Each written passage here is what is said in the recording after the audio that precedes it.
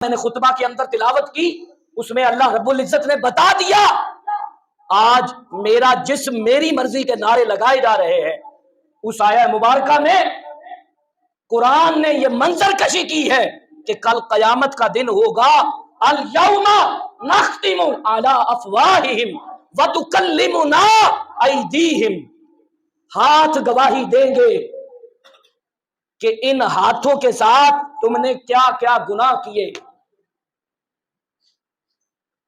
وتشہد ارجلہم، چہرے گواہی دیں گے کہ تم نے ان کے ساتھ کیا کیا گناہ کیے، زبان بولے گی کہ تم نے اس زبان کے ساتھ کیا کیا گواہی دی۔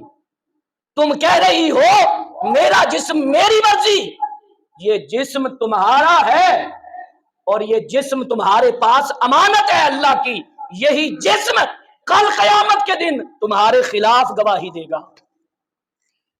اور قرآن نے اس منظر کو بھی بیان کیا ہے کہ جب یہ ماجرا ہوگا، چار گواہ پیش ہوں گے اللہ کے حضور انسان کے خلاف۔ وہ چار گواہ کون سے ہوں گے؟ انسان کے ہاتھ، انسان کے پیر، انسان کے چہرے، انسان کی جلد۔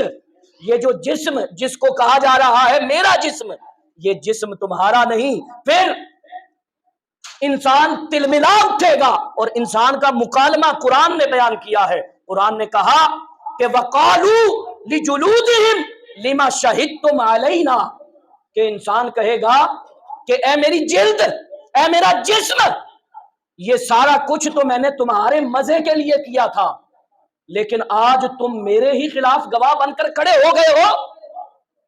وَقَالُوا لِجُلُودِهِمْ لِمَا شَهِدتُّمْ عَلَيْنَا، وہ جسم آگے سے جواب کیا دے گا؟ وہ جسم کہے گا قَالُوا أَنْطَقَنَا اللَّهُ أَنْطَقَ كُلَّ شَيْءٍ، وہ جسم کہے گا کہ ہمیں اسی رب نے بولنے کی طاقت عطا کی جس نے ہر شے کو بولنے کی قوت عطا کی۔